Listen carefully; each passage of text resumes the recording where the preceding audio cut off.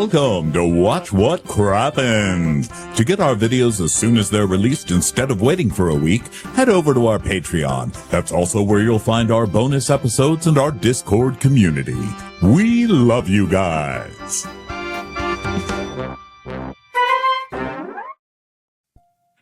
Well, hello, and welcome to Watch What Crappens, a podcast about all that crap on Bravo that we just love to talk about. I'm Ben Mandelker.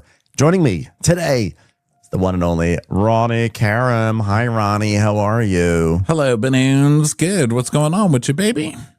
Oh, I'm feeling very refreshed. We basically had a long weekend because there was nothing new on Bravo Sunday night. The only thing new on Bravo was the entire community coming together to say, fuck Jill Zarin. Am I right? Isn't that fun?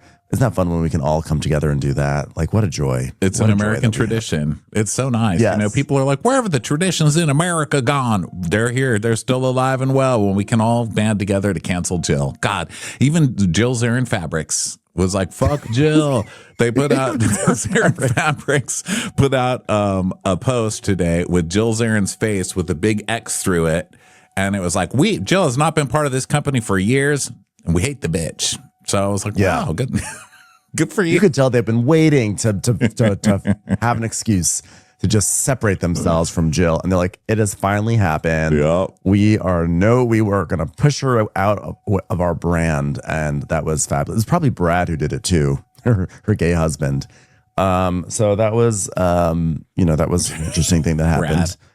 Right. She's like, my gay husband, Brad.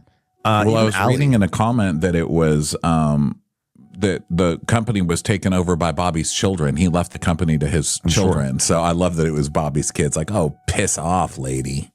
Yeah. Even Allie, Jill's daughter, was like, I love the halftime show. Also, by the way, let's give some side hate to Taylor Armstrong too. You know, she got in the mix there. Oh, Bethany Frankel did too. Did you see hers? Oh yes. My gosh. Bethany Frankel posted one and then deleted it and pretended that she never made it. And instead was like, oh my God, Bad Bunny fan. Huge. Love him. Love Puerto Rico. No one's done more for Puerto Rico than me. She said that. No one's done more for Puerto Rico than me. Okay. Love Bad Bunny. I should have been in it. Why wasn't I in it? Here's my complaint. I wasn't in the halftime show. I could have been there. You saw all those Puerto Rican people. I could have been throwing cash cards at their heads. Cash cards at their heads. It's a crisis, okay? It's a crisis where the halftime has been nothing but field goals. It's a crisis. What, are you going to cancel me for giving some needy people some bounty? Sorry, okay? Yeah, her first video was her saying, I'm just curious, like, where's the line? Where's the line? Like, you go on to Regis and Kelly, and you can't even say anything. And now Kelly and Mark, whatever it's called, you can't even say anything. But then on Super Bowl, you can't, like, what's the line? That's just what I'm wondering. What's the line? Like, how about, what is the line between you not pressing record every time a thought pops into your head? How about that? Really? Okay. Seriously. Like, I mean, and honestly, I didn't watch her second video, but the fact that so much of what she talked about in her later seasons of Veroni was about Puerto Rico, and she's launched an entire charity based off of, inspired by what happened in Puerto Rico. And then this is her reaction, is to question this tremendous ode to Puerto Rico and so much more. Oh my God, terrible. But Jill Zarin really takes the cake on that one. So congratulations for probably getting yourself fired off of your second chance at reality TV. That was really well done, Jill. In the meantime, though. Well, have they already shot that show? That new show with all the old housewives? Maybe we'll do some investigating, Ronnie, when we go to Florida next week, because that's what we're doing. We're going to the South Beach Wine and Food Festival, so everyone come join us for that. And then the week after that, so we're basically 2.5 weeks away, which makes my heart race, is the Crappies. The Crappies are on February 27th. Not a lot of tickets left. I think it's less than 50 tickets are left. To come see us at the Fonda here in Hollywood. You can also join us virtually that Friday night. For some reason, I think I may have been saying Saturday night. It's a Friday night with Kiswe. So tickets for that, tickets for in-person or virtual, watchwhatcrappens.com, or we have links up on our Instagram. Let's Watch What Crappens up there. Also join us on Patreon, patreon.com/watchwhatcrappens, where you can access a brand new newsletter Ronnie wrote, and also ad-free and Crappens on demand, all sorts of great stuff. We also, of course, have our bonus episode. We did the latest traders. So all sorts of great things for you to click on and enjoy, or do none of it. And that's fine too. But that's basically the news. And the new ballot for the Crappies, the final ballot will be up next week, but there's still time to vote for at the moment. So all that out of the way, let's go back to the Caribbean. Since we're already talking about Puerto Rico, let's go to Canoan for Below Deck Down Under, as in Down Under, Florida, which is in its second episode of its great Salt Lake City crossover. Yes. How did you feel there, buddy? Great. I mean, it's kind of funny because the Salt Lake City-ness of it is fun, but I find that the kitchen stuff is more compelling. However, I feel like this little lunch situation that Heather has, like, what a fucking asshole. This lunch thing that happens sort of like in the middle of the episode that throws everything off, it's just so annoying. And I think that she knows exactly what she's doing. She's been on Below Deck before. She knows how it goes. So for her to decide to move it indoors and then to reduce the number of people, and then some people are not even going to come, I don't know. I was like, you're just trying to make people's lives hell. Primary. I hate when people do that. They're like, you are not paying for this. Why are you acting like you are paying for this, planning this, or doing anything for this, and excluding people you don't like after you're the one who starts the fights? Yeah. How did they have to let go of the Salt Lake City anger? And I have pretty much, but watching this, because I felt like I've already seen all this and I'm, whatever. I've already been pissed about it. I don't need to relitigate every little thing, but this was all new stuff. This Heather was stuff. New content. And this I was, by the way, because go ahead. This was, by the way, earned Below Deck charter guest rage. It wasn't crossover for us. It wasn't like crossover anger. It was earned new range. And I really like it because, Heather, people were getting mad at me for being too hard on Heather this season. They're like, you're just mad because she, got mad at you about the crap. No, it's nothing to do with that. She's annoying on the show. She's annoying and she won't shut up. And she's fucking obnoxious. So I'm really glad that she is showing her ass so much on Below Deck. We get used to a certain level of behavior on Housewives, but when we see it like on Below Deck, it's worse. Because I remember telling you, remember when Heather was on Below Deck years ago with Angie K, who was horrid, but not really on Below Deck, but on her show. I mean, Angie H. You're right. Angie H. And we saw that, and Heather was acting like she was like railed out the whole time. She was like, she was doing the thing she's doing here, which is screaming every little thing and like trying to make like a big joke out of every little thing to get camera time. And she's doing it here again. And I didn't notice how bad it was until I was watching this. Mm-hmm. Yeah. Yeah, I think like we're just reacting to what Heather Gay is putting out there on camera. It has nothing to do with any of the stupid stuff about like the Crappies and like that's all over. Yeah, it's totally over. I had like actually the nicest time with Heather at BravoCon in the airport. Like we had the nicest little conversation. We walked together through the terminal. Like there's no issue. There's no bad blood. We're just reacting to the fact that like on screen, like what's coming back to us has not been the best. And in this case, Heather was being a total asshole with that meal. I'm sorry it was. You saw the way people were running around. It was crazy. And I know it's a yacht. You should be able to make a simple request. She wasn't being an asshole to them when she made the request, and you should be able to say, you know what, we'd like to eat indoors. But there's part of me that says like, she knows the chaos that she is causing as she is making all these changes. And how odd that everyone else was like fine being cut out of lunch. Like that was strange to me. If we were supposed to have like a group lunch and then it's like, by the way, only 4 of us are going to sit at the table and you guys have to eat in your rooms, I feel like I would be like, well, that makes me happy because I didn't want to do a group scene, but also like, why can't I be at the table and you go into your rooms? If anything, it should be the people who decide they don't want to eat with everyone else who have to eat in their rooms, and everyone else gets to have the privilege of sitting at a table, because I can't stand eating food not at a table, to be honest. Yeah, if a kid is having a fit at the table and being a little asshole, you don't just give the kid the table. If the kid needs to be alone, you send the kid to the room with the nanny. Okay. Yeah, because wasn't Heather like, and you're saying, well, I don't have a nanny. Well, that's your fault. Why would you have a child without a nanny? I didn't make you do that. It's a horrible way to live. Why also did they not have like an indoor table and an outdoor table? So they could have like separated their group. They did have an outdoor table. Heather made them move the lunch. Remember, she made them move it from the outside to the inside, and then she did only half of us are going. It was a multiple, fuck the crew situation. Well, I'm excited to revisit that, because one thing that's really nice about having note takers is sometimes I watch things and I'm like, well, wait, I'm confused. Like, what really happened there? And so I'm excited for when we get to that part where we can really see the the ins and outs of the decisions that were made, because I thought that whole thing was a bit puzzling personally. You did? Well, we'll get to it. Yeah, We'll I get did. to it. I did. And I did find it puzzling because I thought it was strange when Heather was like, I don't know if I'm up for having a big group lunch today. I was like, okay, that makes sense. And then all of a sudden she's like, it's just going to be 4 of us at the table and everyone else will eat in their rooms. And in my mind, I was like, did I miss something? Did she tell everyone you're not allowed to eat at the table? Did people voluntarily say that? Like, I just felt like I missed a step in this process, and I'm hoping that they didn't show it. Illumination. Yeah, no, they just didn't show it. They never explained it. Yeah, well, especially when you've got Salt Lake City and then you've got this one. They've shown us 2 versions and they still don't tell us what happened, which is super weird. It just seems strange. They fight on about every little thing on the show. Every little thing comes down to like ride or die, I should say, on Salt Lake City.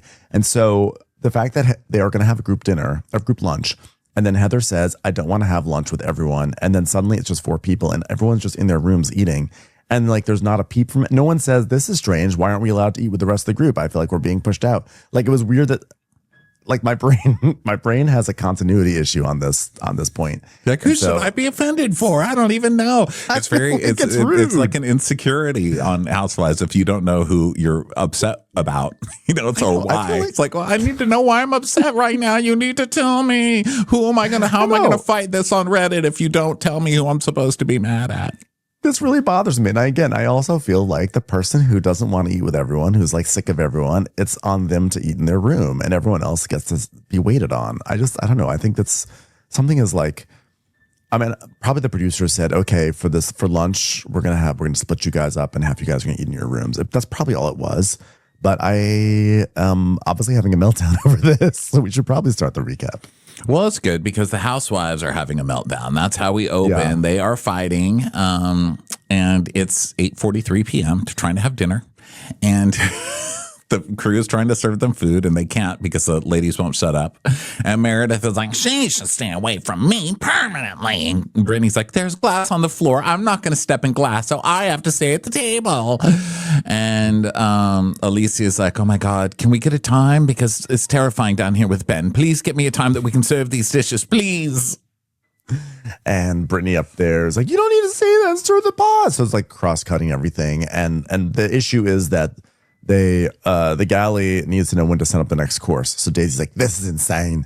Trying to do this dinner service and communicate with Ben right now is annoying as fuck. We're having to interrupt World War III being like, excuse me, can I take your plate? I'm like, that's never stopped Daisy before because she normally comes in like World War III. It's time for dessert, so you gotta get done with your food yet. Yeah. She's like, they still have food on their plate, but it looks like they're kind of stopping. So maybe we can take their plate.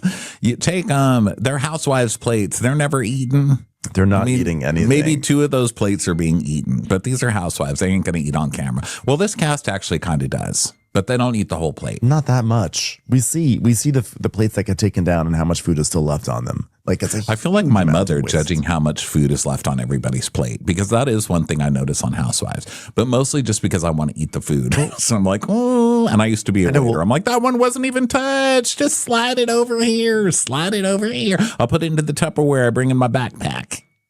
Well, this food also looks delicious. I mean, Ben really is talented, and this is just really excellent looking food. So it just seems like a shame to see it only like partially eaten. And quite frankly, I went to the supermarket today and I bought like 5 things. I bought coffee beans. I bought some Special K. I bought 2 poblano peppers. I bought some garbage bags and some cumin seeds and some dates. And it cost $71. Like, it's crazy. It's so expensive. And then you watch people just like nibbling on this gorgeous food and watching it go into the trash. And it's like, look, no one's under any obligation to finish every single thing that's in front of them. But you do start to think like, wow, finish your plates. Well, you do get that mom thing in your head. That's like, there are starving podcasters in Los Angeles that are dying for this food.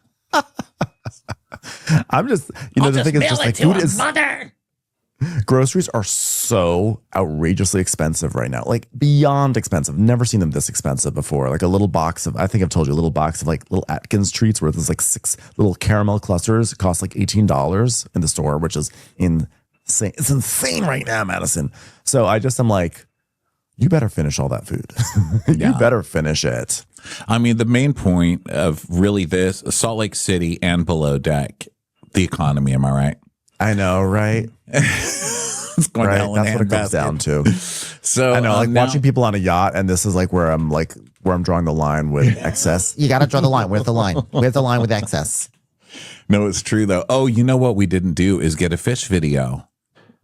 We need to get back in the swing of things and get these fish videos. What's wrong with us? It's the second week in a row. But the first look, honestly, I'm okay with like ramping up because we're doing a lot right now. Okay, the crappies are taking up a lot of space. You're like, groceries are expensive.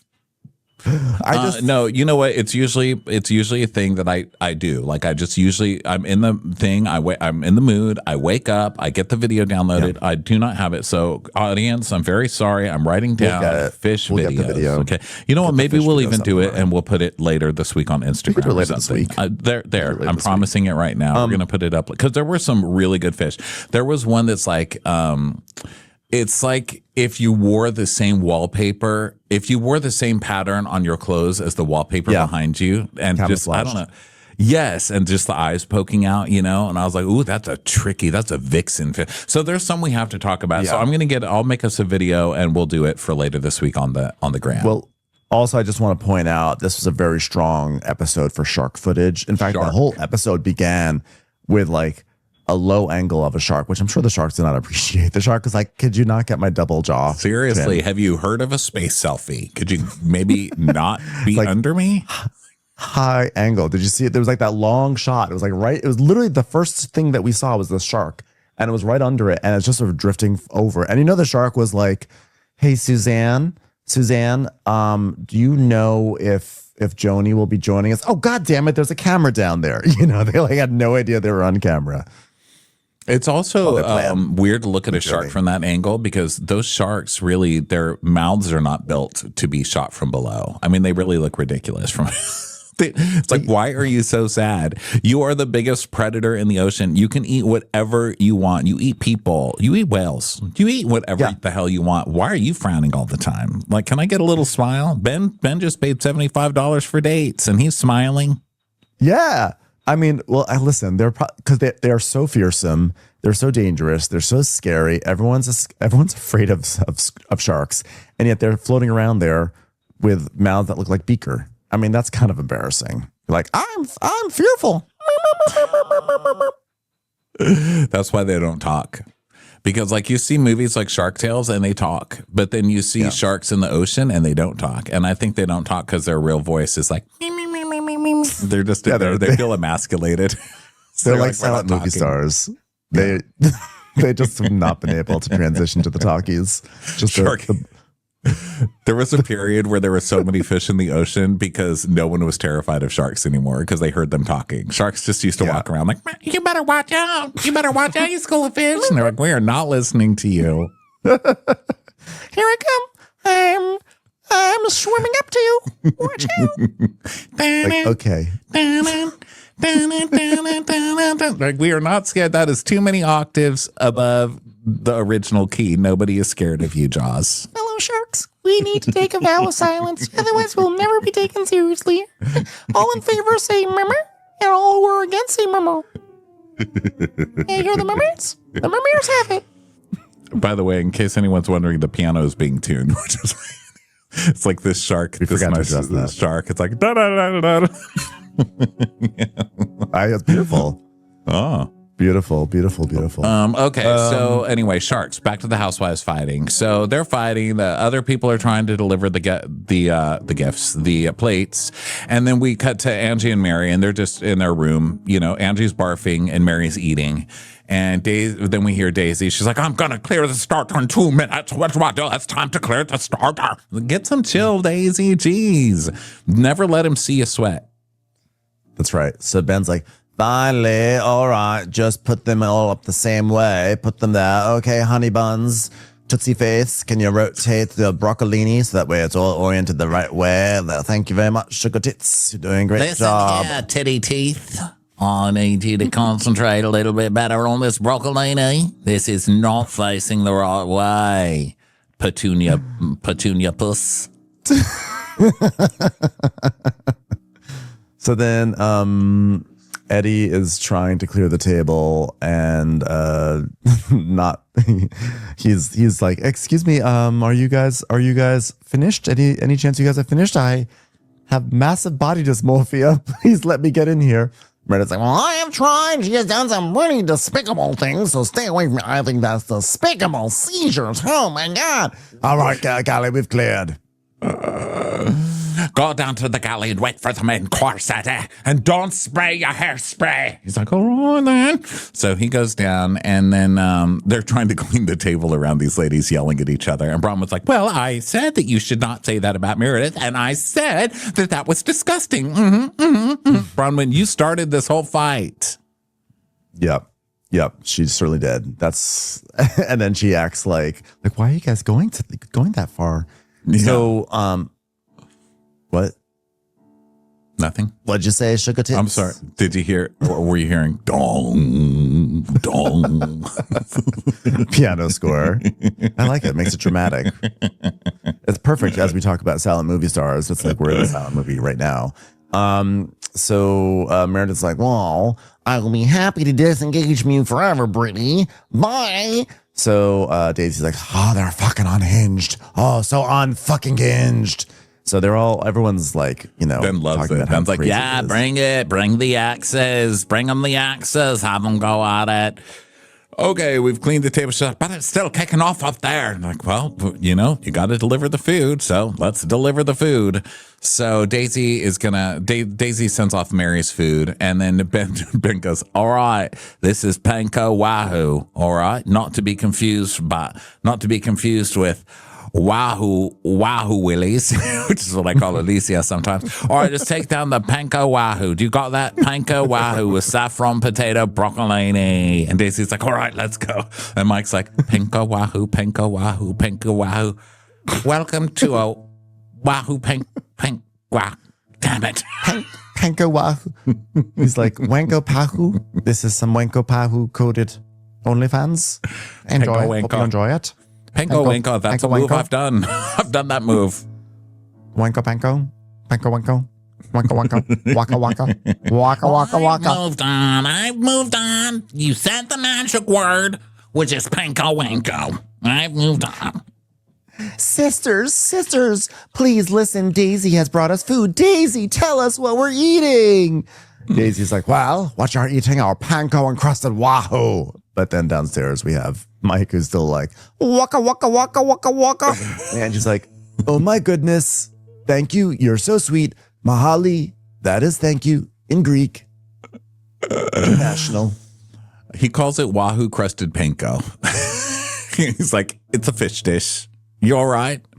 And Angie's like, you are so sweet. So he's like, I am Mr. International. And Mary's like, you bring the Greek out in her. You really do. So he's like, well, I do feel like I'm very pretty. The cougars love it. I feel like I'm their little toy boy and they just want to pick me up and take me back home. No, they don't. They want to comb your hair. Like any mother who sees you, they want to wipe the smudge off your face, which is makeup. I don't know what's on your face. They want to help you with your eyebrows and comb your hair.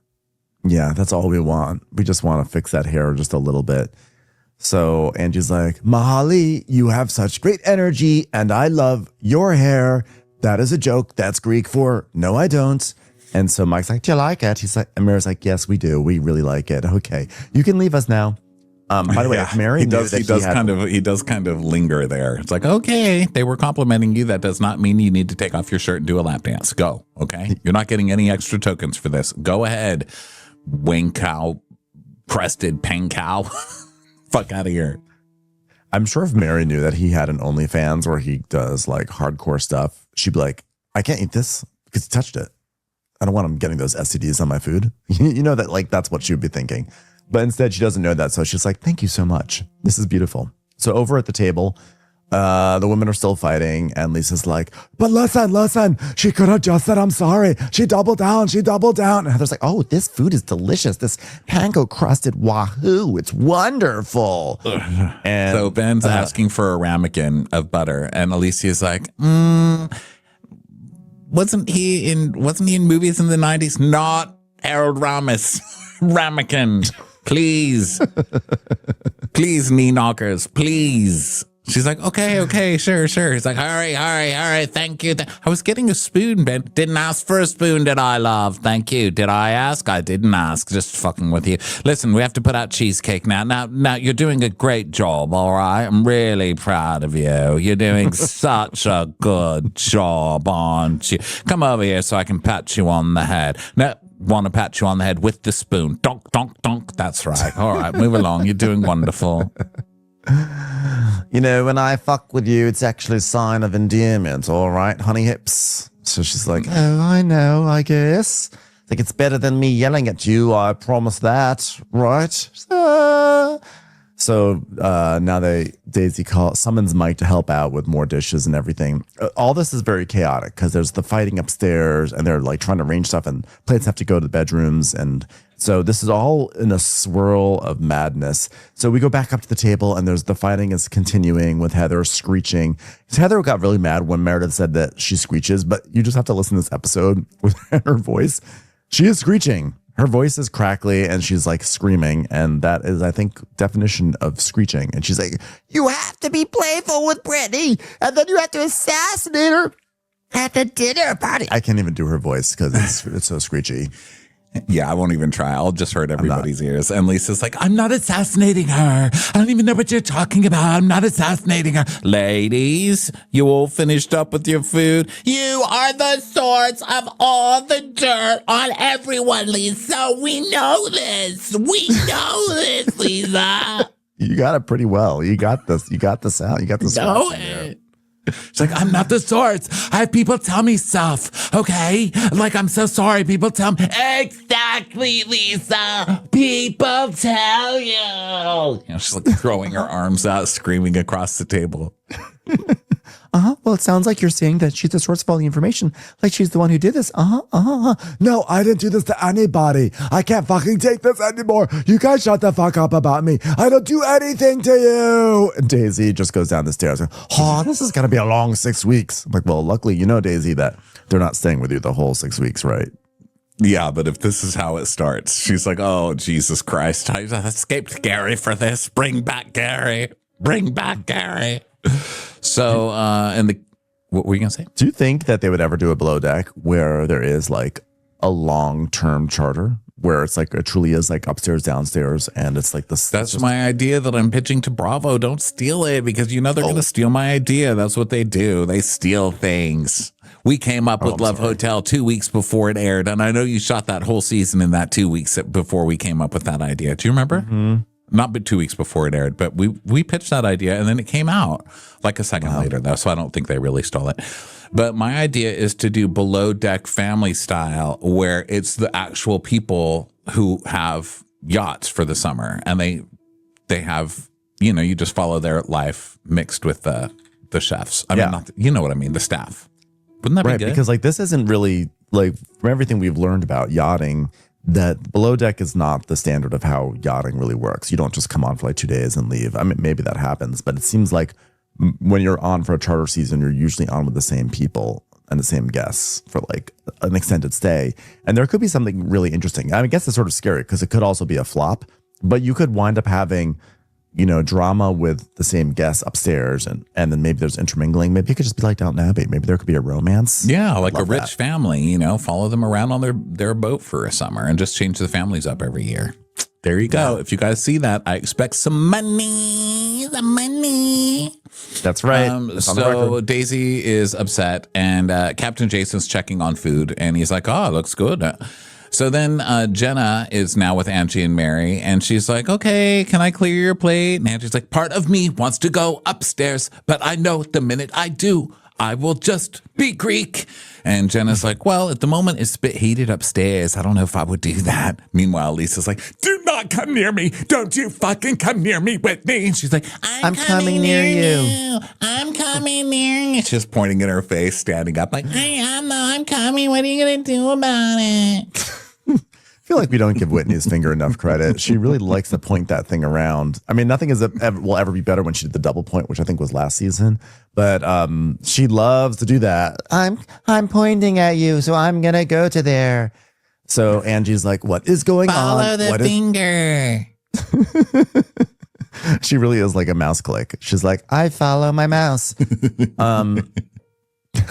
So Angie is like, what is going on? What is the topic? If it's not about Electra in the Olympics, I really don't care. And Jenna's like, I have no clue. I had seizure.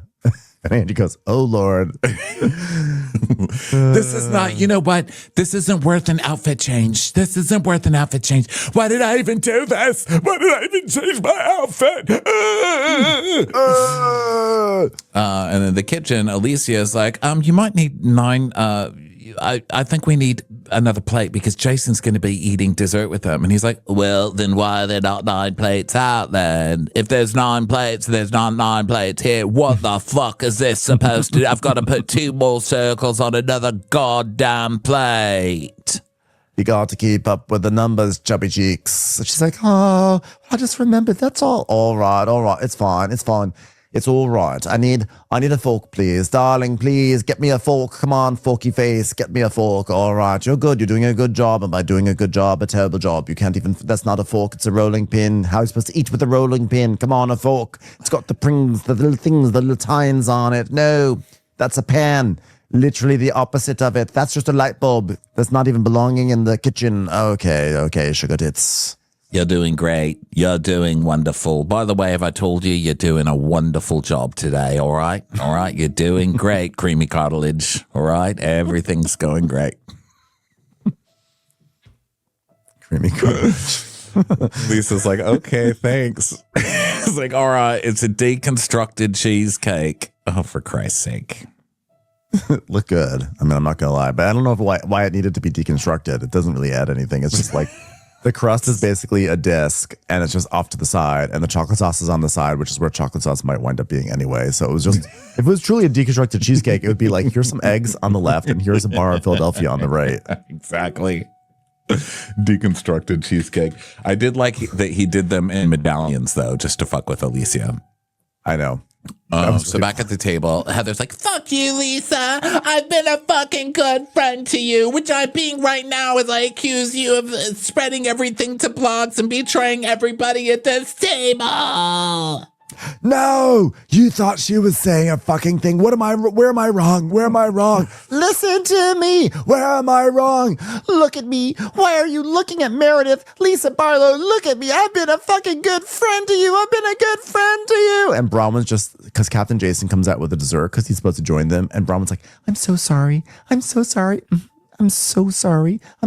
did start this, but I'm so sorry. And he's like, I don't care. Now I have an excuse not to join everyone. Good night, everyone. So he basically leaves. Just fucking own it, Lisa Barlow. Own that you are the source of all the fucking dirt. And Joao's trying to put out the cheesecake. He's like, here, this cheesecake has just flown in from Zim. Here you go. Please enjoy. Okay, I will get out of the way of the fighting. You're the source of all the fucking dirt. No, I'm a changed man. Not you, Joao. Lisa Barlow. So Heather's yelling at Lisa, fuck you, get off the yacht then. And in the room, Jenna and Mike are still talking about this cucumber that they found. And she's like, do you want the cucumber? Don't pick it up without gloves. He's like, I'm me. I touch myself without gloves. Yeah. Don't worry about it. The cucumber should be worried. Put a glove on the cucumber. By the way, that cucumber's not even the right cucumber for. Is it a watermelon cucumber? What the hell kind of cucumber is that anyway? Is that like a GMO cucumber? I've never seen a cucumber like that. That was a girthy cucumber. It was the girth bricks of cucumbers. It was real. It was like a giant. It was like one of those, like, you know, when you go to the deli counter at the supermarket, and they've got that like salami and that big old salami. That's what it looked like. It's not going up anything. I'm sorry. So in the kitchen, Ben's like, do they like it? Were they like, it's like cheesecake. Why doesn't it look like cheesecake? It's art. Am I eating art right now? Did fucking Picasso put this on a plate? What is this? And Trell's like, I don't think they really understand what's going on with the food right now.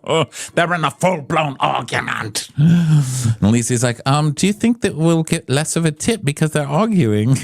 Ben just goes, no. All right, let's see if they're enjoying dinner. So Lisa's like, I'm not gonna own that. I'm not the source of any fucking dirt. Don't you fucking put that on me ever again. Hello everyone. Hello. Hey guys, you all good? How was dinner? I'm your chef. Well, I'm just gonna say what I think. I'm gonna say it to your face. And if I can't be my friend, but if you can't be my friend because of them, fuck you. Get off the fucking yacht if you can't hear what I have to say. And Brahman's like, hi, everyone, the chef is here. Can we take a break? Can we take a break real quickly? the fact that you accused me of something I would never do. And Ben's like, all right, well, I had absolutely no feedback as to whether they enjoy dinner. Do they love me? Do they hate me?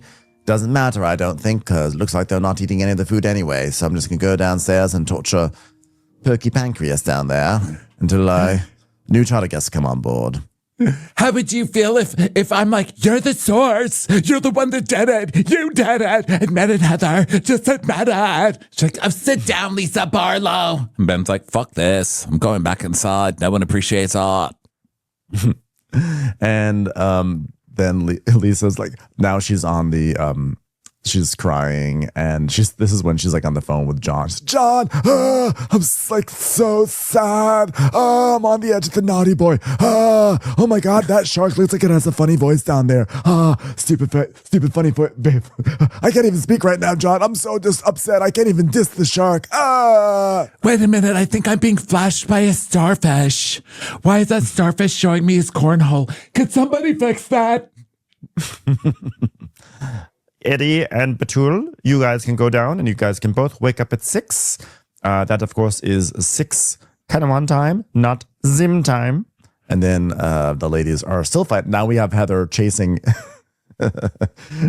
Lisa around doing this whole thing. You're just gonna walk downstairs and fucking leave me? You're just gonna fucking leave me? I mean, it's just wild that Heather says these things. You're going to leave me. She just told her to get off the fucking boat. So Lisa walks away crying, and now Heather's chasing her and screaming at her down the stairs. And Lisa's like, I've never done anything to them. I don't even know what's going on, John.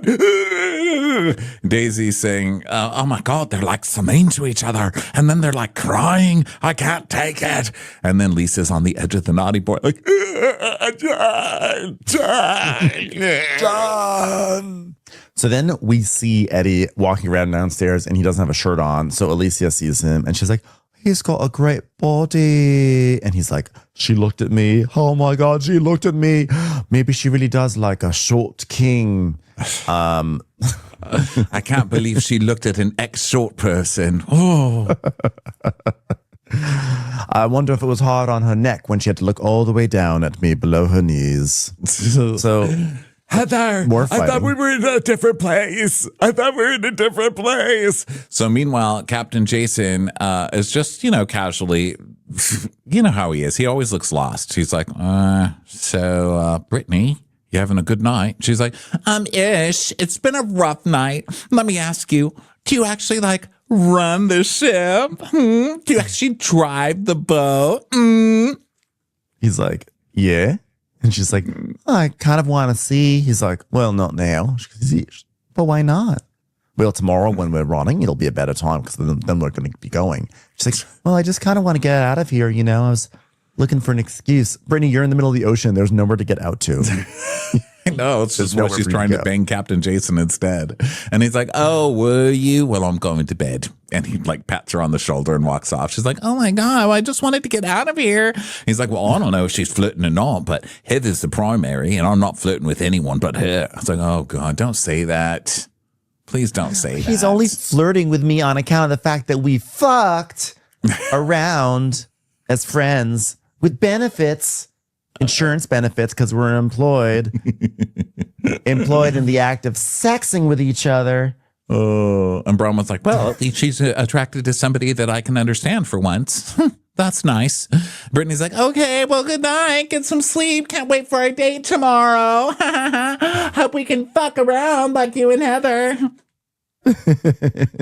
So they all go to bed. Whitney's like, sorry, Daisy. Oh, that's quite all right. You don't need to point to my face when you say that. So, but I am. Okay, you can stop following me now. But I am following you. Something else we exploited my vagina. You exploited my panko crusted wahoo. Yes. Something else they left out in this version is the Captain Jason coming out of somebody's room. Remember when Brittany was like, oh, well, I know that Captain Jason was coming out of your room. That's what I know. Remember that whole thing? Well, maybe that's still to come on the next episode because we still haven't even finished this charter. We still have another episode of this Salt Lake City crossover next week, right? Oh, wow. Gosh. Okay. Yeah, there's still more. Wow. So everybody's put to bed. The people that are going to bed and stuff. And Braun was like, I'm sleeping outside. So she decides that she's going to sleep on one of the lounger chairs outside. And Alicia is checking with Batul and like saying how miserable her day was. And she's like, I don't know how to do 17 things at once. I mean, I don't even know how to do one thing at once. I can't even ski properly. That's why I wound up back on a boat. So everyone goes to bed. And now it's 6:40 in the morning and Bronwyn is sleeping on that chair. And everyone's cleaning around her and she's got her little mask on and stuff. And now we're back in the galley and Ben and Alicia are discussing breakfast. Ben's like, all right, we're going to do a fruit plate. Okay, pineapple. Okay, you just grab them up. That's not a pineapple. Can you just get me a single pineapple? It's got the little thing on the top, little frilly thing. All right, that's just a chair from the other room. That's not a pineapple, Alicia. I'm going to need you to keep up here. Brillo butt.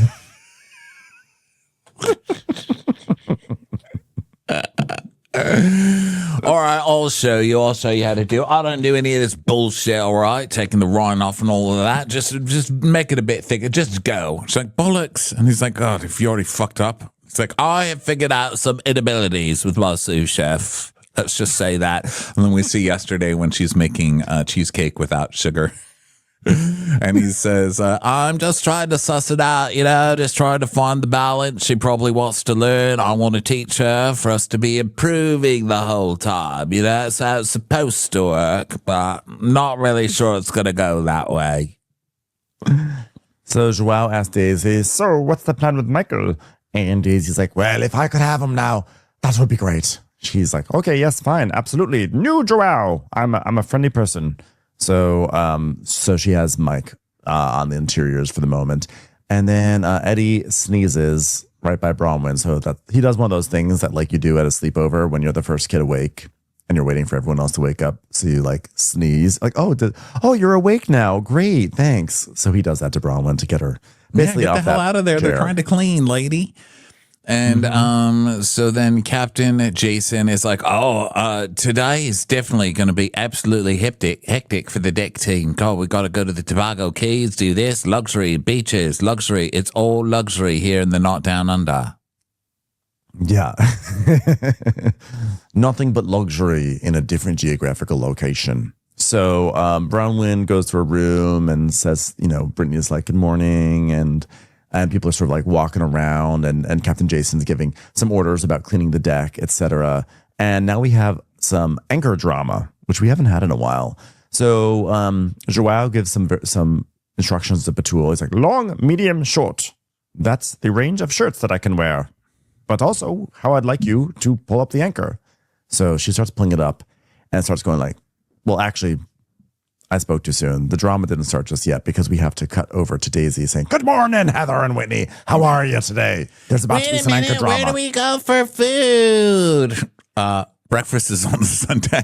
I'm like, Whitney has no idea. She's like, where are we going to eat? The same place you've eaten your last 10 meals, Whitney. For fuck's sake. And Heather's like, okay, we're going to come. McDonald's drive-thru? She would. She'd be like, wait a minute, where am I supposed to get my food?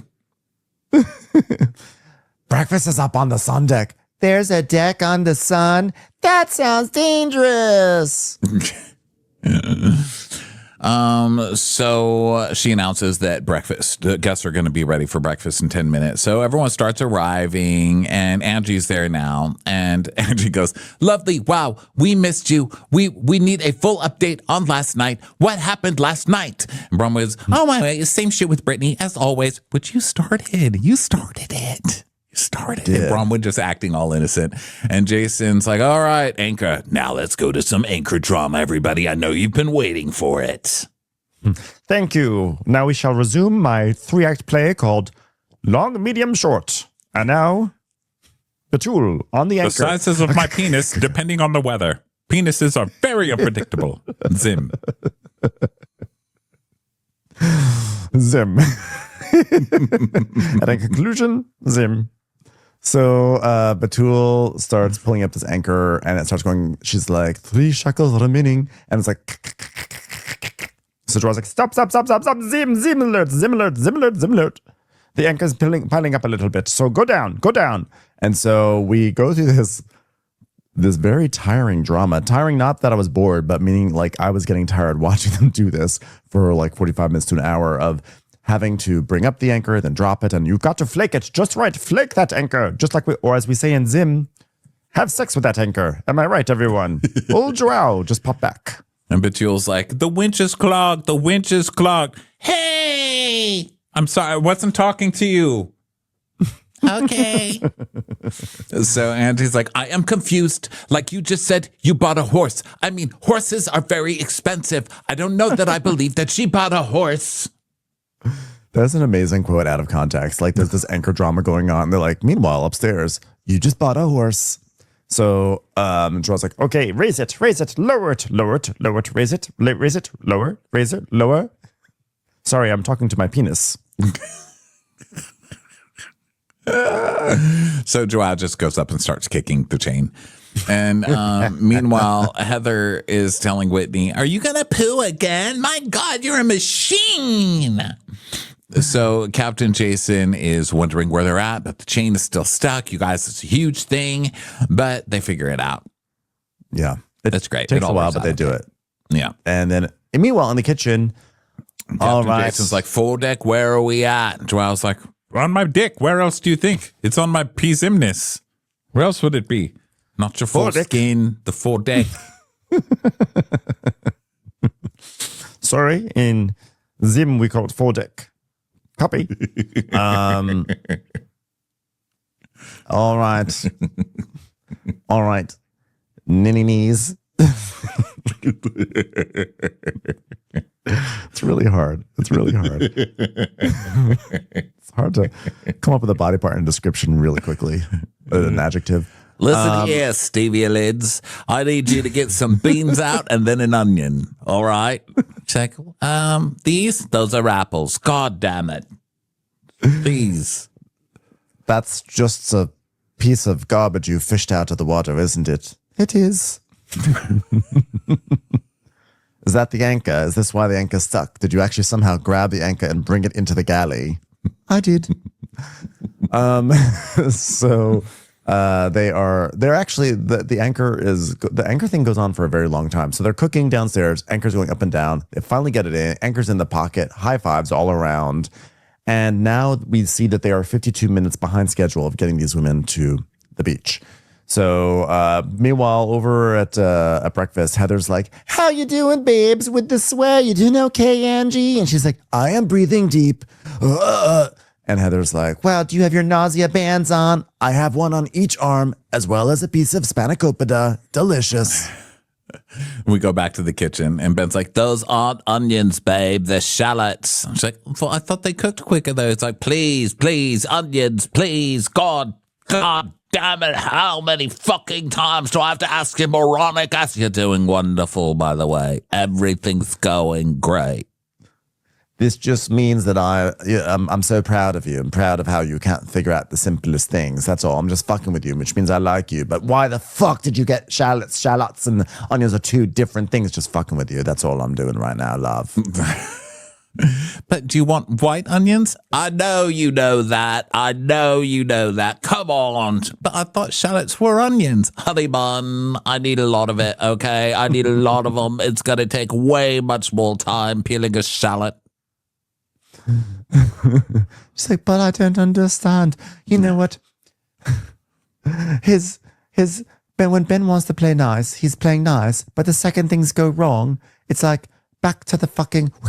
Like the second things go wrong, it's like the moment you don't do the simple thing that he asks. He said, "Get an onion," and he pulled a shallot. Those are not the same thing. They're both aliens, but they're not the same. Listen, I don't love Ben walking around with his honey buns and listen here, sweetie. I mean, I could do without that, but God, Alicia, come on, babe. Like, seriously. The second things go wrong, it's every second. It's every second of the minute. She makes it sound like the second things go wrong, like the guests change their minds and we have to pivot the entire menu or the boat crashed. It's like, no, the second that you fuck up, because that's what's happening here. Yeah, she was like, his mood swings every fucking minute. It's like, which face is he going to put on today? Okay, this is my 10 minutes of happiness and then 10 minutes of madness and then 10 minutes of crazy. I've never met such a person in my life. You're crazy making. Yeah, sorry, Alicia. I mean, he's awful. He's a dick. We're not going to deny that. but you're not helping. You're like,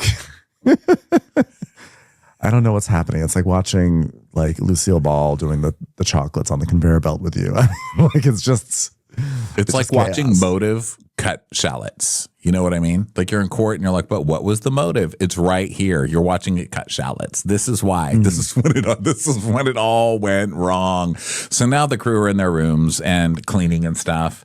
And Daisy's like, do you want me to take any of that? And Mike's like, hello? Yeah, no, it's no problem. I'm just going to clean your room. I can do it after. And Jenna's like, it's just me, you idiot. And they're like, ah. And Daisy's like, all right, ladies, this is the chef's special. We have a pecorino romano omelet. And this time they've caught on because he made one omelet and put it down in front of them for them all to share. I was like, there you go. Now you are portioning correctly. They're all going to take a bite of omelet and that will be fine. Yeah. So Eddie is checking on the anchor and Joelle's like, we're not going to use the starboard again if we can help it. So they're talking about that. And then Mike, who is doing origami with the toilet paper. Can we stop doing origami with toilet paper? Just stop it.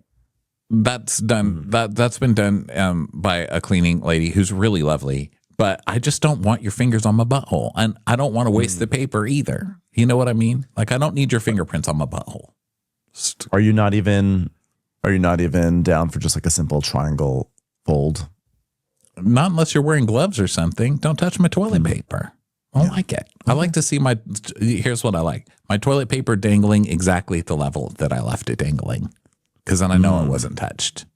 Yeah. I'm fine with the origami. I actually don't love when it's like all frilly like the way Mike did it, where there's like a fan shape that's been folded into it, because then you have to like actually take it apart. Whereas a simple like triangle fold that's like start here, I like that.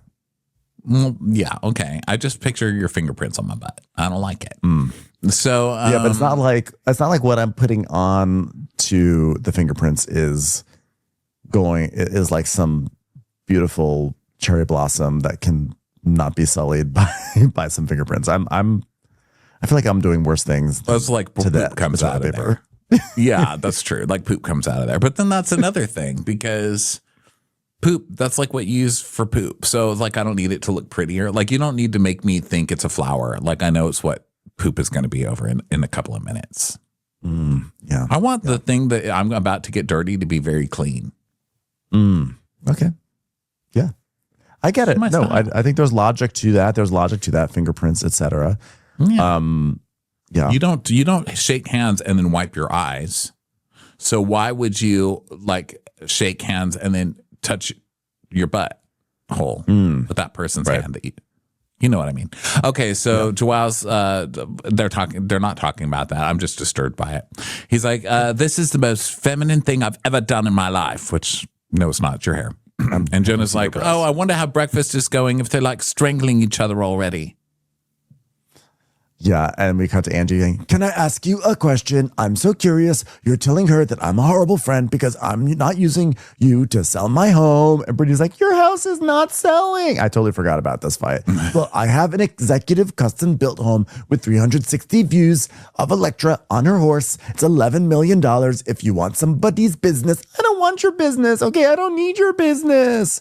So Jenna tells us, I'm manifesting to be each and every one of these women. Growing up, we lived a comfortable lifestyle, but my parents worked their asses off and they used to count every penny. And that is just not going to be my life. I got into yachting to become top 1%. And I believe this job is a gateway to that. These women are on a yacht in Canawan, bitching and moaning. I'm like, I don't know how to break it to this poor girl. I do not think by volunteering to being literally the help that means you are somehow on the fast track to being the upstairs. I don't know that it's the fast track, but I think it can happen. You know, I've read a lot of Sidney Sheldon books. I've seen a lot of movies. Of course, it can happen. You know, you can meet the right person. You know what I want to be? I want to be around it, you know? I want to be a captain of industry. I want to work at the country clubs. I want to be on the polo horses. That's why I signed up to be the butler. I'm like, you know, there's no shame in those jobs. I mean, there is that movie, The Butler. There's no shame in those jobs, but I just also feel like when it comes to like rich people, that the moment that they see you as the butler or the stew or the help, they don't see you as anything other than that, you know? Well, that's why you change your name and your haircut. Well, I love when that happens. You know, you don't just go like, hey, remember me? I was waiting on you last season. No, you show up as a different person. You're like, hello. It's me, Jenna. I'm not Jenna. I'm Belinda Gina. Valerie. Yeah. And I have a bob. Yeah. But I love that she's the only one who really enjoys the Housewives. She's like, they're amazing. I want to be them. I love them. So meanwhile, the fighting is still going on. And Brittany's like, it was an olive branch with me trying to sell your house. She's like, it's not good business to complain about me and then want my house. And Jenna's like, oh God, aren't they amazing? It's like a masterclass of rich woman behavior. The first time that it's ever been said about the Real Housewives. This is kind of funny because I forgot this part when Angie holds up a folder and it's like all these charts that Brittany has made about her house, and she's this is what Brittany is doing in her downtime. And Brittany's like, you're welcome. I mean, it actually shows that Brittany does research and she did a lot of research on your house. I mean, I'm actually shocked that Brittany did that much work. Personally, please. That was just sheet music to the Aladdin musical. We all know. She's like, wait a minute. What do you mean I don't have enough bedrooms? A whole new world? What is this? Who is Prince Ali?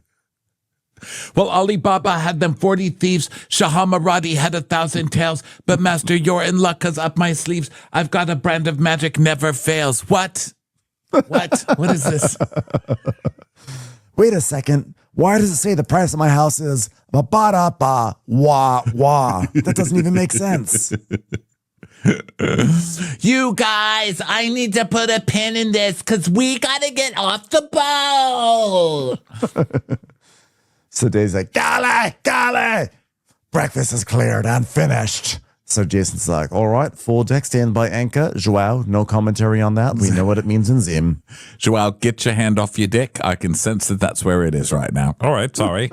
Wrong foredeck. Sorry, that was Beelzebub? Jowzebub? Whatever I call myself. Jowzebub. That's right. What does he call himself? Jowzebub. That's the bad side of me. He's gone now. This is a new Joao. Completely different Captain Jowzebub. So now it's time to go to the Tobago Cays in the Grenadines. And Heather's like, we want to sit back, sit around, talk shit. It's like, all right, then drop them off on the other side of the beach with some snorkels and some towels. And I heard if we can get some sort of dirty snow in the background, that'll make them feel at home. So enjoy. Meanwhile, in the kitchen, Ben's like, nice, clean cuts. Want that blade every time as well, please, my little maple. My little maple ass. And otherwise, you'll fuck up the egg white, all right? Oh, God, you just fucked up the egg white. What did I just say? So everyone, the women arrive on the beach, and but Daisy's really upset because she's like, the duck team didn't lift the anchor on time, and now the whole day is gonna be playing catch up. It's the first beach setup of the season, and we're gonna have to do it in front of the guests. It's like being in bed with your hot hookup and slipping out to fart. It's mortifying. Or when you realize your hot hookup is just Gara. The setting's a mess. The timing's off. The housewives don't need to know that. Distract.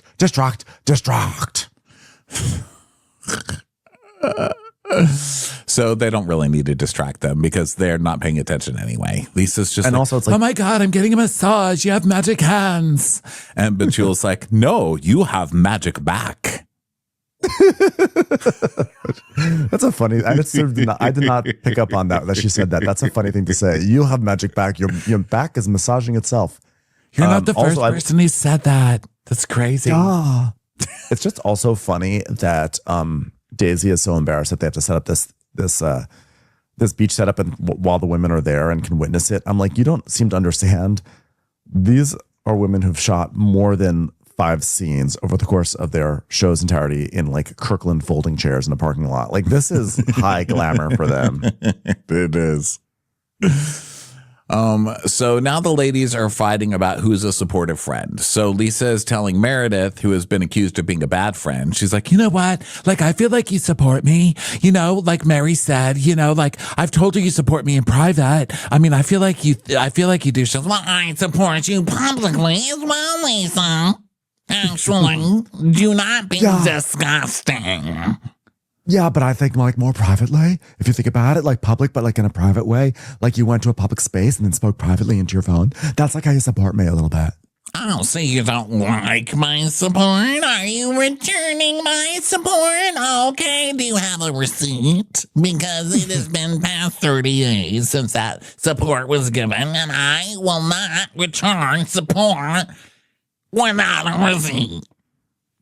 Samara's like, yeah, you're not a good friend. You're just not. Okay, well, I didn't ask you, Mary. And so Eddie's like, are they still fighting? And Michael's like, yeah, this is what rich people do to enjoy themselves. Samara's like, well, I think you're boring. I think you're just like meh. You're like meh. That's what you are, Meredith. Meredith's like, well, I don't really care what you think of Mary. It's like, okay, well then jump in the river. it's an ocean. There are no rivers. Yeah, Mary on her own planet. So now back on the boat, Elysia calls her mother and she's like, oh my God, Mom, it's an absolute shit show. With that chef, like, I mean, he's all over the calf. He expects me to know what to do. I literally have no idea what the fuck I'm doing. And the mom goes, What's his name? Ben. Poor Ben, because he's having to carry you, isn't he? Oh, God. You have Ben's number. I just want to call him and give him a little bit of support. Poor guy.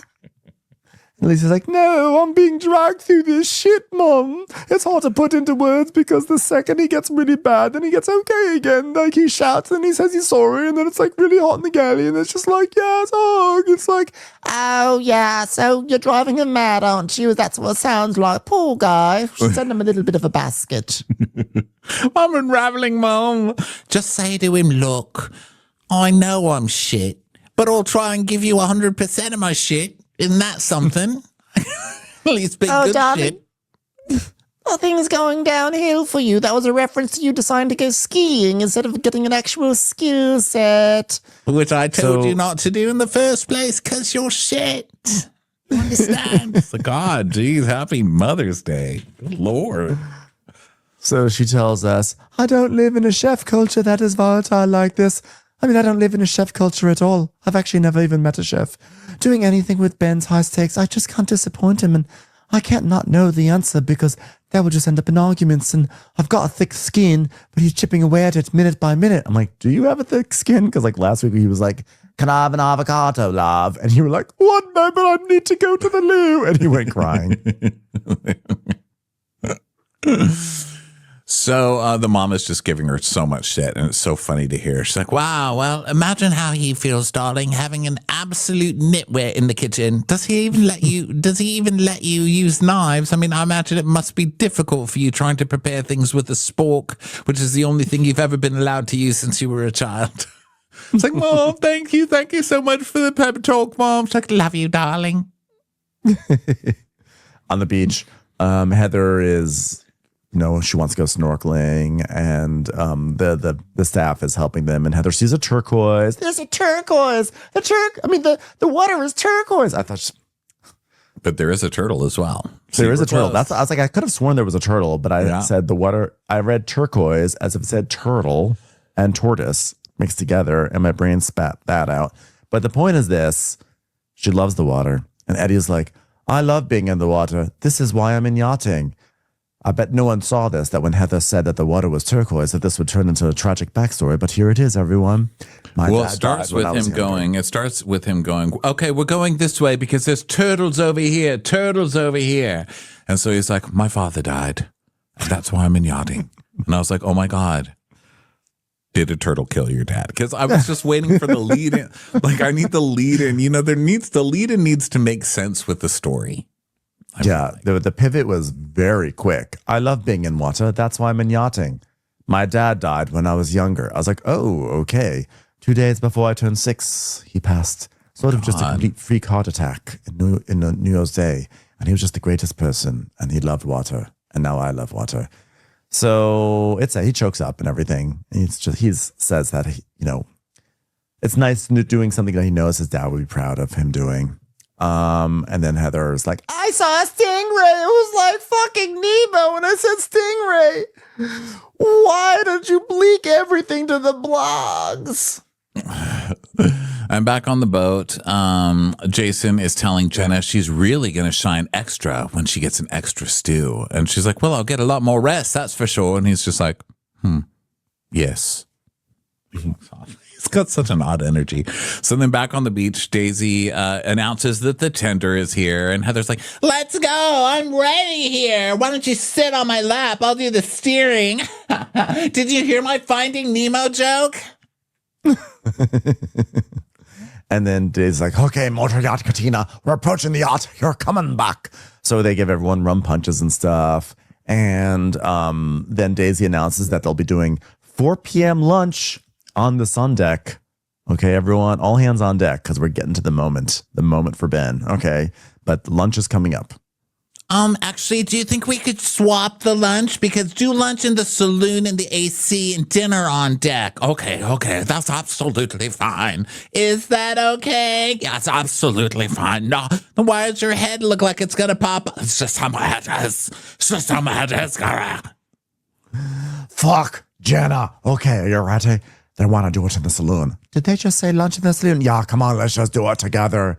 Jenna goes, fucking assholes. So now Daisy's like, yeah, it's like hurting children. It's still looking like a 4 p.m. lunch and an 8 p.m. dinner. So now they have to like move everything from outside to inside, which is annoying because it takes them a very long time to set these tables. So now Batul's backstory, she's unloading chairs and she's saying that working on deck was considered a man job where she's from. And her dad didn't even want her to go to school because his mentality was women don't work and it's a man's world. And they don't want us to have rights or words. But her grandparents snuck her into the school. That's amazing. And good for you, by the way. Yeah. And also, how did your dad not notice that you were going to school every day? Your dad's just like, whatever. That's a great question. It's like, whatever. Stop doing some woman thing. She just has a dummy in the bed that's like connected to a rope to the door. It's like, Batul, are you okay? You're still sick? Okay. We'll check back later. No.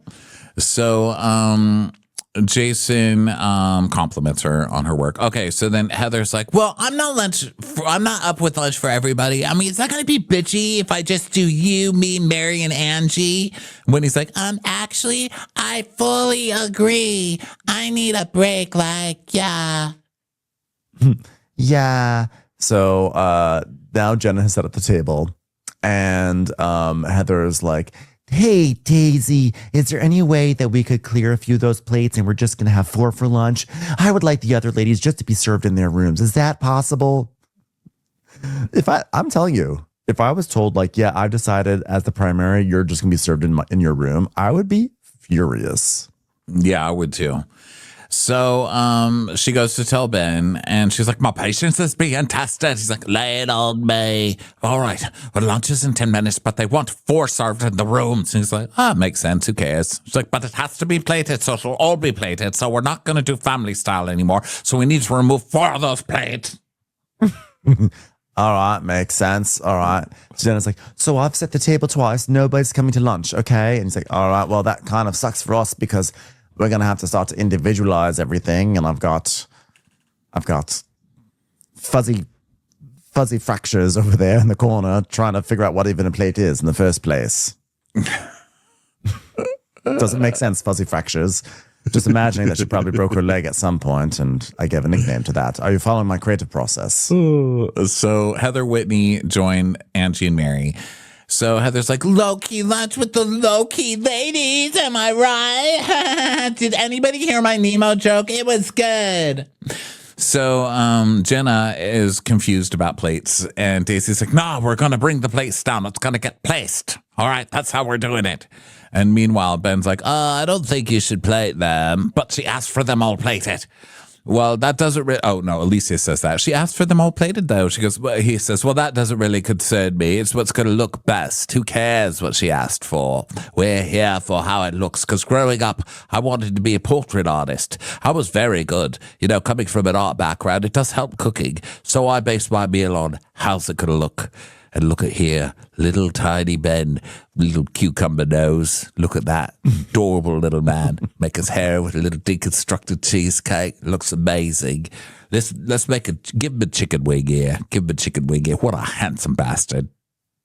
Yeah, you can't just randomly throw things on the plate because the colors are not going to match. The shapes are not going to match. So unfortunately, there's just more to it than that because he makes these like plates of like chicken wings and crudités, but he stacks like the crudités. It's just like the celery that's on the side of wings. He stacks it in like a lattice pattern, like a Jenga stack. I'm like, okay, that's nice, but I know they should have saved this monologue for maybe a different dish because he's like, I'm a portrait artist. I believe in art. I'm not serving anything that doesn't look like fucking art. And then it cuts to a plate of chicken wings. I know, seriously. It's like, okay, well, so basically, yeah, he's like, serve the people in their rooms first. So then when he's like, I'm really hungry, and Ben's like, all right, I don't want it to look like shit, okay? They're still guests, all right? So let's make that look, okay, guess, all right. You just put the celery into the food process. You can't serve the blender cup to the guests, honey. That's not going to work, honey. But I'm not, though. It's like, yeah, just do it right. Oh, my God. And he's like, I'm not going against Daisy despite her. It's just this is our department. We do things the way that we want to do the things in our department. So meanwhile, back at lunch, Whitney's like, I'm hungry. Where's the food? Now it's 4:07. And he's like, but I don't want it to look like shit. They're still guests, you know? And Heather's like, I feel good, but I am hungry. I am hungry too. So Daisy's like, all right, we've got 4 guests at the table. We need to do it. We need to do this. But meanwhile, the people at the table are supposed to be served first, but it's the people in the bedrooms that are getting served. And it's also using up all the people on the staff because all these dishes have to go in different places. And so he's like, Daisy, how long until the food? She's like, it's coming right away. Do you copy, Gally? Where's the food? And Ben's like, Daisy, we can do the in-room diners real quickly first. We're going to do them first. We just had to do it that way because I decided to do it that way. He's like, oh, God, fuck me. So Daisy, I think Daisy's had it so easy all these seasons with her chefs on sailing yacht. And now that she has Ben, she's going to be like she's just going to lose her mind. She already is losing her mind. It's only one first charter, and Ben is already fucking with her so much. So it's like, what the actual fuck? Heather's the primary, and that means she's the most important person. It's like, let's get the food going. Come on. Yeah, I wonder, I worked up a big appetite. We need to serve lunch at the table first. Like the fucking guests are chaotic. Now Ben is chaotic. Give me a fucking break.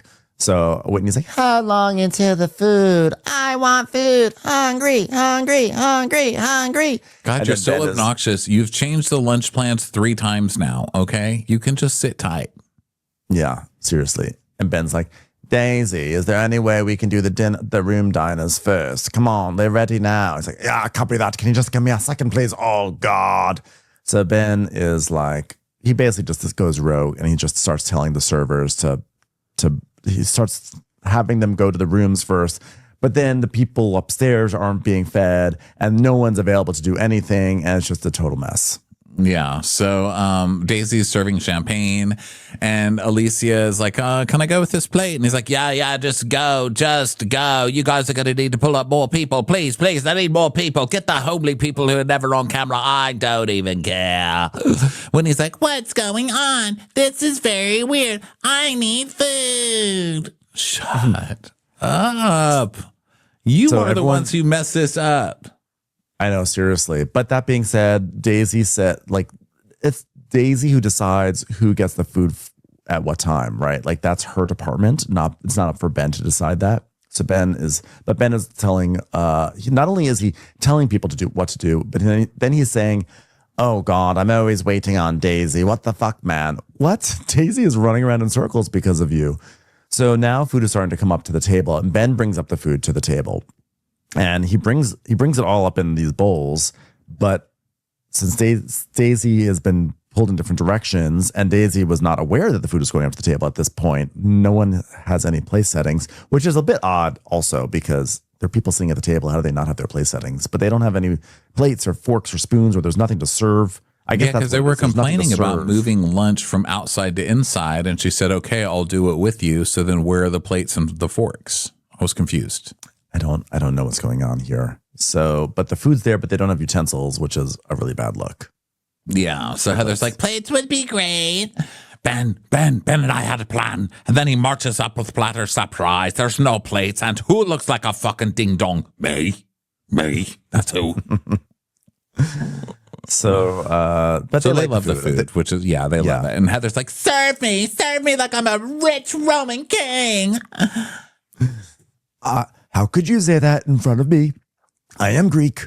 And so Jenna's like, well, I don't really understand what's going on right now. Well, Ben's like, I'm serving the other 4 first, and I'm not leaving 4 guests in here in the primary without a drink. And I'm like, you'll get it when I get it. Like I stood there looking at my fucking asshole. I looked there like a fucking asshole up there. So Heather's like, you guys, the food is delicious. See, I'm a good customer. You can't say I'm bad just because I made you move everything around because I'm being nice to you now. Yeah, so Jenna checks in with Ben. She's like, how's my favorite? He's like, oh, go, higgly diggly, biggly doogly, blah, blah, blah, blah. And Eddie tells Alicia that he swam with a turtle. And she goes, what? He's, I swam with a turtle. She goes, did you? It's like, it was fucking huge. It was like the size of the table, kind of big. I mean, it was taller than me, I'm sure. It looked down on me. It basically was like a blimp, and I was the passenger. So I'm so small. So Mike is like, do you fancy her? And he's like, yeah, I fucking do. And then they laugh and everything. So Heather goes to take a nap, and Alicia's asking how she can help. And he's like, all right, well, I'm thinking about dessert tonight. We want the sort of the body of a zombie thing. It's going to be something you really can't mess up. Just scoops of ice cream that you can put some little jelly beans into. Okay, honey buns, can you do that? So Lisa is asking for a Diet Coke, and then she's asking Mike if, you know what? Can you just let Heather twerk on you? I mean, that's like the best gift you could give her. Please, it would be a gift for all of us. And he's like, oh, you wanted to do that? She goes, yes, please. So now tonight they're going to have some strippers. And Daisy's like, well, he is a part-time stripper. And Lisa's like, oh my God, thanks for cluing me in on like our little stripper. Wow. Yeah. We have like a little single stripper. Wow. So he tells us his backstory, which is throughout the past 5 years, and in between engineering gigs, I stumbled upon the world of stripping. And the world of stripping and the worlds of engineering are 2 completely different places. There's no common denominator here, except for lube. Hee hee. I'm sure that one thing Mike has in common with a stripper is that Mike is told to go back into the room and shut the door every time he comes back out. laughing because no one needs this. A lot of oil. I mean, what better thing to accompany a zombie dinner with people wearing saws in their head than some strippers? Sure. Than some discount dick. Yeah, seriously. So now, let's see. People are getting ready, and the boys are talking and planning for the evening, and they want a lap dance. And Mike's like, "Oh, everybody's gonna have to strip." And Joelle's like, "No, I can't. This is bad. I don't know. I'm so shy. I'm shy. Oh God, I'm no stranger to performances. But do I feel comfortable? No, because from a very young age, play the music. I've always been body shy. I've been teased by my brother about my weight. I've always been the person to go to the beach with my shirt on." The Ballad of Joao. So Mike is he's like, "Let me show you how to do it. You put your hands on her like this, and I go, ooh, you, a little bit of this and a little bit of that. You know, put them all over your hair." So Joao's like, "It's very intimidating, making myself look like an absolute clown next to a professional." I'm like, I think this is the best possible scenario to make yourself look like a capable stripper is doing it right next to Mike. Listen, at the very least, Mike's hair. You know what I mean? Yeah, that's what I'm saying. And Eddie's like, "Don't feel bad. Just do it next to me. You'll at least be tall." So things are quiet and everyone's saying, "Wow, it's so nice. We finally have some rest and relaxation on this boat. It's been so chaotic. At long last, things are chill around here." But we know what's coming next because Bronwyn and Angie are in their costumes. And here it comes, Angie getting her finger stuck in that door. And oof. That's every time they show it, I'm like, eee, because I actually just closed the door on my fingers like 2 days ago. And it was simple. You did? It was like it was weird. I don't know. You're like, how does that happen? But I was like, I was grabbing the door. Yeah, I was grabbing the door and it like closed on me and it hurt, but it was like minor, but it still hurt a lot. And I almost did it in the car. I got in the car and then I hadn't closed the door. And for some reason I grabbed it from like the top, like the top of the door and started. It's like, "What are you doing? You're going to rip off your hand. Look what I just did to my fingernail." I was shaving the back of my neck and I went like that to like feel where the hair is, So I had my hand back there and then I stabbed it with my razor and cut my nail all the way down into the nail. I mean, it's humans, guys. Humans. Am I right? So yeah, Angie cuts her nail and they're also wearing these stupid inflatable costume things. So they're running around in that, bleeding everywhere. And Angie helps her. I mean, the captain helps her and stuff. And then now they're decorating for zombie night. Dun, dun, dun. Complete with eerie cocktails, hauntingly beautiful decor, and a menu to die for. So she's like, "I can't think of anything more appropriate when these women are ripping each other apart." So Daisy's like, "All right, Ben, what's for dinner tonight?" He's like, "All right, okay, here we go. Okay. Well, the plan is to have something delicious, like a scallop dish with a slightly soupy black lentil, and then we're going to do a lamb, steak knives, and then a zombie ice cream head. It all depends on what sort of dumb thing my sous chef does. Last time I looked, she was trying to bake a baseball. So we'll see." So Daisy's like, "Is it a huge ball ache if I add Jason to that?" He's like, "No, mate. You're dealing with professionals here, love. Well, one professional and that one over there in the corner." That's what I'd like to hear. So now they are doing water and wine at the tables, and they're all dressed bloody, like some have axes in their head, some have knives coming out of their face and stuff. And Heather orders bloody cabs all around. And he's like, "I haven't touched this drink, Mike." He's like, "I haven't touched this drink, but there's like lips. That's not mine. I don't do that. I mean, oh, no, it's Mary saying that to Mike. So Mike's like, okay, I'm sorry. I was trying to figure out what the drink was, so I thought that's what he was figuring out. Anyway, Mary's going to have wine, and there's lips all over her glass. And he's like, "Oh, sorry, I'll get you another one." So he goes down, and he's mortified that he let this glass go out. So Daisy passes by and goes, "Oh, by the way, she just said that her glass had lipstick on it, but it didn't." I put it down myself. There was no lipstick there, so... Yeah. Crazy lady. So Daisy's like, "All right, well, she has a fresh glass." He's like, "Yeah, I won't tell anyone though if you don't." So Daisy is like, all right, everyone, we're ready to start with service. Here we go. Ben's like, brilliant. This is actually quite good. So Ben is like, the food's starting to go out. It's all this, zombie type food. And of course, the ladies are fighting, etc. And, this is where it's funny because Ben goes, how's the temperament up there so far? And then it cuts to Brittany saying, so I saw something on TikTok today about Seth having a mistress, which is hilarious because we know this sends off, like, this little comment, like, sets off the drama for the whole second half of the season of Salt Lake City. So he's like, how is it going up there? So you're like, don't ask. Here we go. My husband does not have a mistress. So now they're being served drinks, and she goes, Just because your boyfriend breaks up with you anytime he wants to sleep with someone else, that's your problem and not mine. No, I break up with him. Not my problem. So Daisy's saying how it's starting to become like white noise for her, and they sort of do this whole funny thing about like white noise. And then while Ben is there, the food's coming up, food's been cleared, whatever. And Alicia's big task is that she's going to make these ice cream zombie heads. And Ben is like, all right, can we get the ice cream done, please? Get the ice cream balls done, please. So we can put them in the freezer, because the whole thing is that he wants them to set up and have their zombie head shape when they go out. And we just see that like Alicia's doing a million other things. The ice cream is just sitting out there. There's like 8 ice cream balls, and she's in a hot kitchen, and she's just going off doing this thing and that thing, whatever. And the ice cream's just sitting there, and Ben's like, can you tend to the ice cream, please? You just have to literally put a chocolate chip on top of each one of them, and that's it. Can you please do this for me, please? it's like, quick, please, it'll droop. Please, it'll droop. So meanwhile upstairs, Stay away from me. Your hatred has been abundantly clear, and I am not interested. Still think I'm boring, honey? So they're like, oh, God. And Jenna's like, well, the fighting was it was fun for a day or two, but geez. And Dave's like, enough with the fighting. Jesus Christ. So now it's 10:12, and the ladies are now in a full-blown fight. And Mary's like, and I won't take back what I said. You're boring.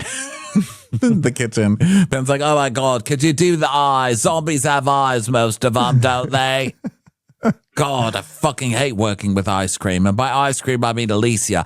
Personally, I would have made them earlier and had them frozen. Personally, that's what I would have done. so passive aggressive and aggressive. Cacao esophagus. Come on. All right, grab them. So then he's like, just hand it with care, please. I'm like, there's balls of ice cream with eyes. It's like a melted snowman, each one of them. So they go up, but of course they like them, They're like, Heather's like, look at these balls of ice cream. And Ben's like, and by the way, I also cooked this fucking, he pulls out like a tray of crisps or biscuits that he was going to serve with the ice cream. He's like, and it didn't go on the dessert because I was too busy fucking fixing that. So that's great. Doing a great job, love. This is just my way of saying I love you. I'm just saying, you fucked it. You fucked me over. I made this a whole tray of biscuits that didn't get to go out. But on the other hand, you're doing great. You're absolutely wonderful. Well, I would have somehow managed to construct them and keep them frozen. I know that that's not what we did. But she goes, but then why didn't you? And he goes, I'll tell you why. Because I was actually seeing how you would cope with this dessert. It was a test. Because I want to see where you struggle, and I want to see how quick you are. And it turns out you struggle with everything, and there's no quickness at all. Well, I'll tell you where I struggle. It's always dessert and mains and appetizers. All right, well, we didn't really make the dessert, did we did we? Because really, I mean, I made the chocolate, I made the coulis, you did mold the ice cream, but you didn't make it, did you? Really, it's an assembly, all right? I think it's a far stretch saying we made the dessert, brown sugar dumpling chin. Right. It's such a savage read. And I was cringing because like it was so mean. And it was also right. And I was like, oh. And he's like, all right, Alicia's like a bull in a china shop. I'm like, I don't know what she is, but she probably can't do that right either. She's like a bull who like doesn't knock anything over. It's like, you didn't live up to the metaphor. So Alicia's like, hey, it's been chefing for over 20 fucking years. I've done it for 2. Like, pick up the pieces that you're going to drop. I'm like, oh, I don't like that either. Like, 2 years in, you should be able to put like the eyeballs on the ice cream head. I'm sorry, Alicia. Yeah. And he's like, she didn't actually make anything. Nothing. I mean, I couldn't give a fuck about the dessert. She, oh my God, can't even fucking cook chicken and chips without stressing the fuck out. So then back at the table, Captain Jason's like the saw on your head. I know. The saw is so good. I love it. It's like someone got like really attacked. It's like Meredith really got like someone sawing Meredith's hat. It's like it's gross. Like someone's going the distance on cutting her head in half. It's like amazing. Well, I think that we should talk about you and Jared and all the things he says about other people if you want to talk about men. And when he's like, the captain's with us. Come on. Captain, don't leave if it gets heated. Please stay. Please stay. Well, I'm not interested in trying to interfere with my relationship because you're jealous that you can't hold a man down. I'm not trying to interfere with a relationship, Meredith. I'm just bringing up that your husband's cheating on you on TikTok. And Let's ask the captain what he thinks. Let's ask the captain. She's just trying to do anything to keep him there, you know? So if a guy is paying your bills and goes and tells everyone behind your back he's paying your bills, he's not paying my bills. He told us he pays for your bills. Well, I don't know why he's saying that. Jason, can I speak with you for a second? would you ever do that to a woman, Captain? Would you ever say that you pay someone's bills when you don't pay their bills? He's walking off. I love that he's already walking off in the middle of the sentence. He's like, nah, I wouldn't do that. Bye. So long. Daisy's like, I will get you your dessert, but you're not meant to be there. I like her vibe is like, don't worry, you'll get your ice cream. He's like, but will I still get my zombie head? You'll get it, just not out there. Daisy's like, this is like the apocalypse. This is how I envision the end of the world. Captain Jason's like, look, I like engaging with the guests, and usually they're asking me a lot of questions. I can't even get a word in. I would have been eaten alive by them, I think. Thank you for saving me from the zombies. A wink, a wink. So now Daisy and Captain have their own confessional together. And she's like, have I just set the bar for the season? I don't have to do anything there for the rest of the season, right? And he goes, just keep doing that, saving me with ice cream. That's all I need. All right? Jeez. So then in another room, the guys are getting ready for their performance. And Joelle's like, oh my God, the dysmorphia I feel. And back in the kitchen, Alicia's like, did it turn out okay? And Eddie's like, are you hungry for a bit of cocktail? Oh. So now the guys go up there to dance, and Eddie's up there first, and he's like, there are two, he comes out as if he's being chased by zombies, and he's like, oh my goodness, there are two seriously hungry men out there, and they are just bloodthirsty for single ladies. They better be naked. Oh, Heather, you don't have to put the hat on the hat, okay? They're doing the bit. You don't have to help them with their bit, okay? Let them just do their stripper bit. Yeah. So Joelle comes out and dances, and the movie music, like climaxing when he finally finds the confidence to take off his shirt. I cried. What a beautiful personal arc for him. It's like, I'm hoping that everyone is distracted about what's going on because I'm the stiffest zombie you've ever seen in your life. I'm like, that's kind of the zombie thing, I hate to tell you. And he's like, I don't mean that in a good way. Did you say, wait. No. How Zimla got his groove back. How Jawazabab got his groove back. Okay, so they dance, and Heather hugs Mike very hard. She's like, you're great. And Heather's like, Captain Jason, we were cheering for you to pick us up, picking them up. I mean, come on, fucking get in the game. Come on, man. So anyway, they go downstairs, and Joelle's like, wow, I feel like I was less awkward, but fuck me, I was awkward. My legs were shaking. It was the scariest thing I ever did in my life. Wow, Joelle 13.0 is so humble when he has to do a striptease. So everyone's really proud of Joelle for making it through that arc. And he's like, all right, let's focus on the main deck and get the water stains out. Oh, I can live again. I'm free. And then in the kitchen, Alicia says hello to Ben, and Mike comes in. It's the next morning. Oh, it is? No. Yeah. Oh, okay. So it's the next morning time now.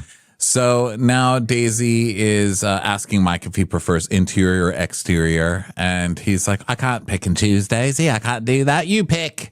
She's like, you have to pick. He goes, well, Where can I chat the most, do you think? Meanwhile, Eddie is saying hi to Alicia and complimenting the buns in her hair. And he's like, are those pigtails? And she's like, oh, they're horns, devil horns. And Ben's like, he was definitely flirting with you. Might I suggest running off into the sunset within the next 10 minutes before I fucking murder you? By the way, you're doing great. Love you. All right, fizzy fibula. Unfortunately, you tried to run off to the sunset and crashed into a tree. That's too tragic, but so typical of you. So Captain Jason says hi to the fish, and he's like, hello, fish. Joao's lost a bit of weight. He's been busy. He's been a bit busy. I was like, it's a weird thing to say to your fish. And then Ben, so Alicia has to make muffins. Uh-oh, the muffins. Here we go. It's just one thing after another. She has to make muffins, and we see her doing them, and he's like, well, those muffins look strange. Yeah, what happened? What did we do? She's like, well, I added some chocolate. I know I'm probably biased, but I don't think that they look too bad. I think they've got nice tits on them. And we see the muffins, and they're totally overgrown and like spread into each other on top of the muffin tin. And she goes, they've got nice tits on them. He goes, do we have any more muffin tins? Because they would be really good if we didn't fill them up so much, honey buns. All right, you just don't do that, simple syrup face. All right, you don't overfill up pastry. All right. She goes, okay, I heard you. He goes, I know, but you've got to understand, pastry will rise by double, if not 3 times, always, and they look like shit. Okay, well, thank you. And Daisy's like, pretty early in the season to be bickering. And Mike's like, yeah, it's going to be a long season. So Ben's like, fuck, babe, next time let's not do that. So he dumps it. He dumps it in the trash.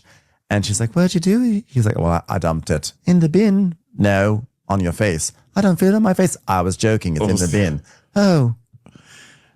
Keep up, honey buns. So basically she's like, you threw out my muffins? And she's like, you could have given them to the crew. He's like, no, they were still too fucking raw in the middle because you put too much batter in, okay? And I needed the muffin tins for the guests. So I upturned them and threw the fuckers away because if I cooked them, then we wouldn't have time to cook the guests' muffins because we only had those trays. And I wasn't trying to sabotage you or fuck you, just taking a long time and I'm already stressed.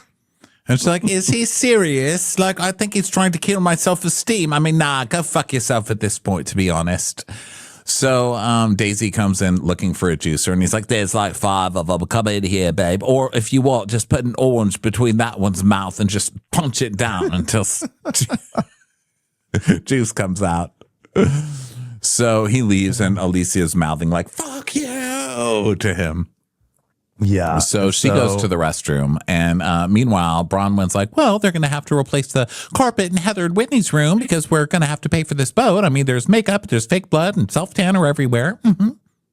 Yeah. It's bad.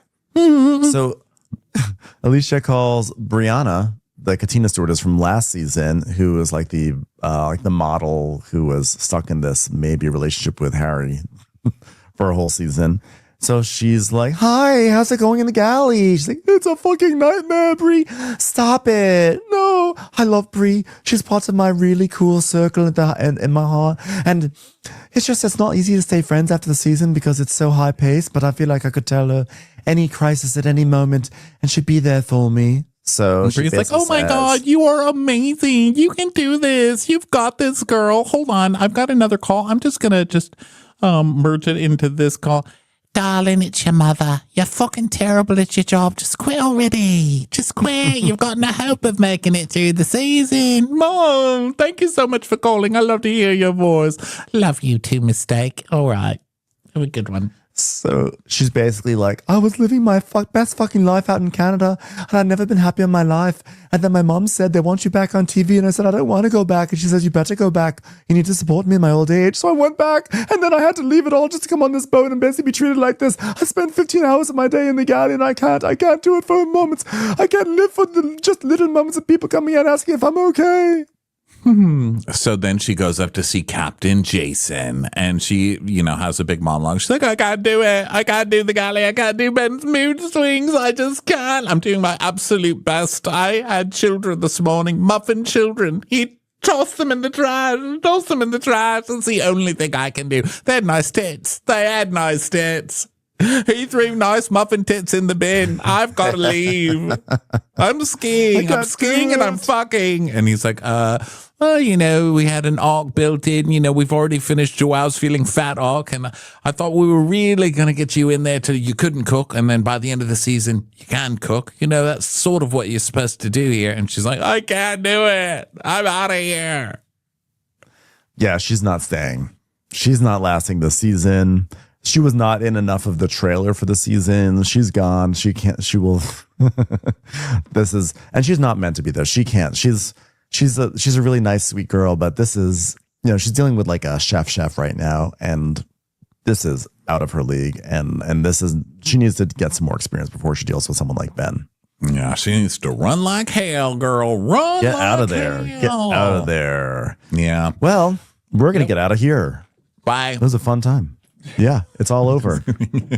Catch us later this week with more episodes. We got a whole bunch of shows coming up, and go to get your tickets for the Crappies, virtually, in person, whatever you want to do, and join us on Patreon. And we'll catch you on the next Watch What Crappens. Bye-bye. Bye.